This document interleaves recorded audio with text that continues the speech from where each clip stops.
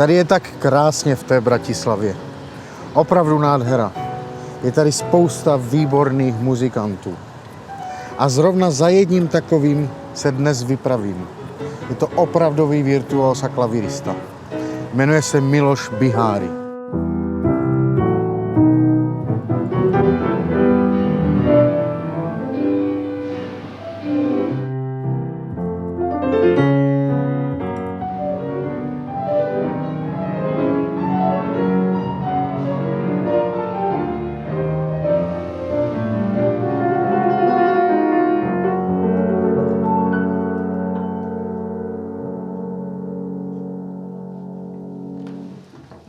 Nazdar, brácho, čau, ahoj.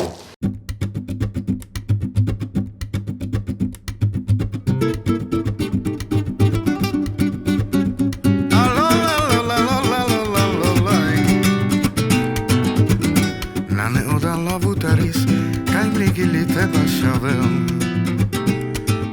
Bašavel amro pirano mojov, lačala vutaris. Bašavel amro pirano mojov, lačala vutaris. A la la la la la laj, la la la la la la laj. Tobě je 24 let.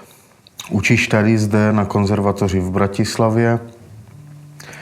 Máš za sebou velké úspěchy, hraní s různýma orchestrama po světě, po Evropě. Byl to vždycky tvůj sen, nebo chtěl jsi být třeba hasič? Tak hasič asi určite nie. To bolo jasné, že budem určite muzikant, ale chcel som byť, že nie len obyčajný muzikant, ale byť aj vzdelaný a proste brať na veľmi profesionálnej úrovni. Milujem hudbu a bol som vedený od malička k nej. Viedol ma hudbe určite môj otec, ktorý kedysi hrával tiež na klarinete. Mamina nehrá, ale tiež pochádza z dublinskej rodine, ktorá vlastne, oni skôr preferujú jazzovú hudbu, takže tam som mal základ tej jazzovej hudbe.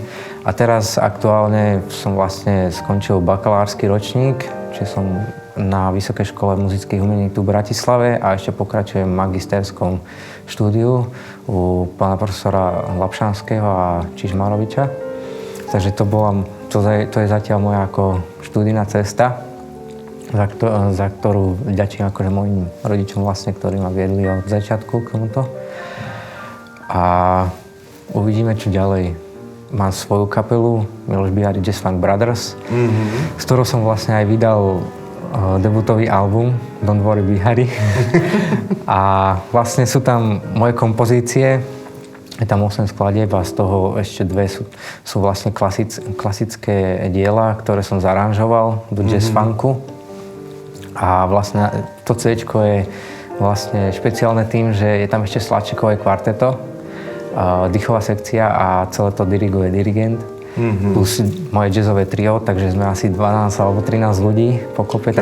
Taký ensemble, ktorý spája aj klasickú hudbu, aj jazzovú. Popri tom hrávam klasické recitály aj so symfonickými orchestrami ako solista. A teraz nedávno vyšiel projekt nový z Vanessa Sharkezi. Vanessa Sharkezi a Miloš Biháry. Slyšel, viděl. Gypsy Jazz Krásný. Project. Takže to je zatiaľ také aktuálne. Co považuješ za svůj největší úspěch? Medzi najväčšie úspechy považujem napríklad ten debutový album, ktorý sa nám podarilo vydať. To si myslím, že je dobrá cesta. A potom asi tie medzinárodné súťaže, ktoré som mohol akože sa ich zúčastniť a niektoré som aj vyhral. Takže asi to. A potom veľké zážitky sú s tými symfonickými orchestrami.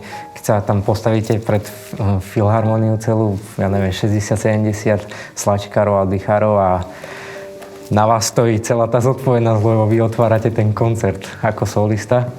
Takže to asi. A potom koncerty a projekty, ako u každého hudobníka. Tady nám zrovna někdo cvičí. Máš absolutní sluch? Tak hovorí sa to. Tak... Co to je za akord? Cvičí nejaký G-moll. Petr Dvorský tě pozval na velký koncert do Itálie. Jaký to bylo? to bol nesmierne veľký zážitok, lebo to je vlastne pre mňa je to podsta ako veľký človek Peter Dvorský, že si vlastne vytočí číslo a zavolá ti, že nemáš čas do Talianska koncert, že spadáš do dramaturgie, že veľmi dobre by bolo, keby že tu zahraš nejaký recital. Takže moja reakcia bola, že čo povedať. Takže určite veľký zážitok. Bol to vlastne v Miláne, tam ma pozval. A vlastne ohlasy boli také dobré tam v tom Taliansku, že potom si ma vlastne inštitút v Ríme pozval, takže na to asi mesiac som zase išiel do Ríma a tam som zahral vlastne klasický recital, kde boli zase veľké dobré ohlasy. Takže potom ma pozvali vlastne organizátori jazzového festivalu pri Ríme, asi 50 km. Tam bol jazzový festival, Fara Festival Music. Tak tam ma pozvali vlastne s kapelou Jazz Funk Brothers, takže sme tam do tretice išli ešte s jazzovou muzikou. Takže to bol veľký zážitok. Krásný, super. Co bys poradil někomu, kdo by chtěl jít stejnou cestou jako ty? Tak, aby bol vytrvalý, aby sa nezdával pri prvom páde alebo nejakom zostupe, ale aby mal stále nejakú seba motiváciu, keď už nemá niekoho pri sebe, ktorý by ho motivoval, tak je veľmi dôležité aj sám seba motivovať, alebo tak seba podržať aj v tom najhoršom. Tak to určite asi. Potom by som mu odporučil cvičiť, ale aj hlavou cvičiť, nielen mechanicky. Takže chodí do posilovny a tak jako? aj to môže, aby sa lepšie cítil, aj to môže. Ale skôr som myslel tak, že aby bol plne koncentrovaný, lebo niekedy ľudia cvičia 3 hodiny a nemá to osoch, ako sa to povie, ale niektorí cvičia 15 minút a za tých 15 minút nacvičia toľké veci, že, ktorí ani za 3 hodiny. Takže toto som mal na mysli, ale určite môže ísť do fitka a nech sa cíti lepšie. A ešte by som mu tak poradil nedá sa to síce tak nalinkovať, ale že aby bol ten človek tak prirodzene skromný alebo pokorný, lebo s tým vyhráva viac než nejakou arogantnosťou. Áno, souhlasím.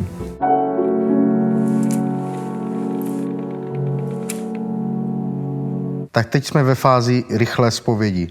Na odpověď máš pouze 15 vteřin. OK. Jaké je tvoje nejoblíbenější místo na světě? New York. Ale ešte som tam nebol, ale chcel by som tam ísť. To je dobrý. Chopin nebo Stevie Wonder? Obidvaja. Bez čeho neusneš? Bez dobrej muziky. Algata. Kdo je tvůj životní vzor? Otec Oscar Peterson, Frédéric Chopin. Otec, životný otec. Super. Máš nějakou fobii? Možno z veľkých agresívnych psov, možno. Ale nebola by to fobia, to je len taký. A poslední otázka. Seš muzikant nebo umělec? Chcel by som byť umelcom. Zabil. Já jsem taky umělec. Tak si pojďme zahrát. Poďme na to. Jsme v koncertním sále Eugena Suchoňa na konzervatoři v Bratislavě a já mám tu čest si zahrát s mým bratrem Milošem Bihárim. Vybrali jsme krásnou romskou píseň Dado Dado.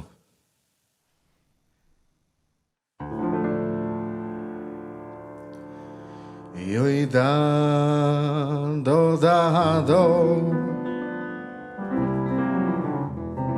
sin mangečeňa joj lečeňa joj som na kune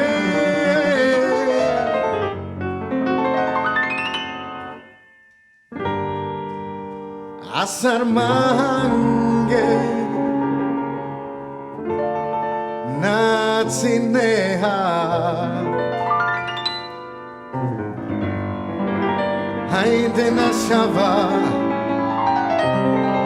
me tuge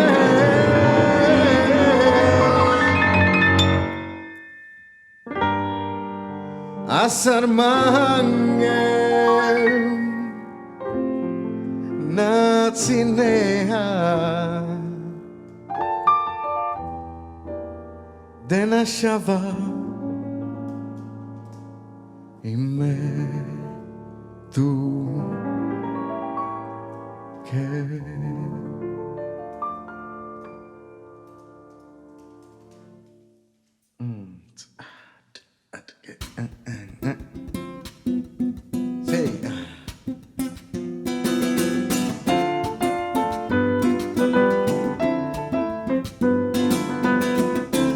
dado sin manggecenya ola cenya yo somna kule asar mangge natine dena shava me tuge la la la la la asar mangge natine dena shava me tuge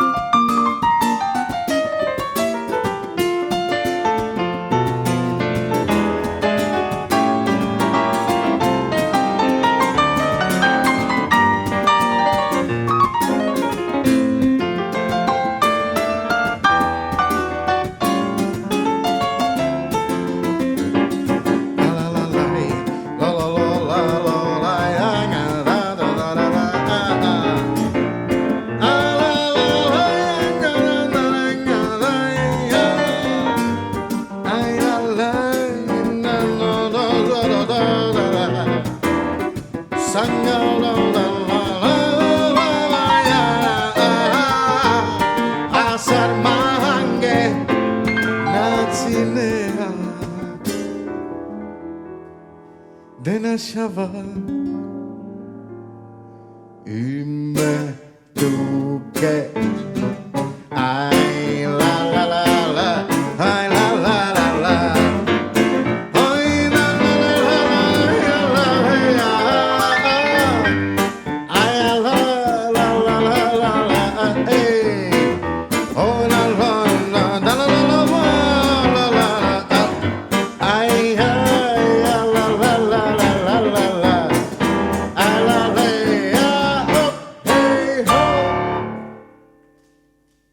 hej, krásný přátelé. To byl Miloš Biháry, úžasný klavírista z Trnavy. Já ti děkuji, bratře. Ďakujem, Ferry Barkovci. Gitara a zpěv. Díky moc. A vy se těšte na další díl Amare Lavutara.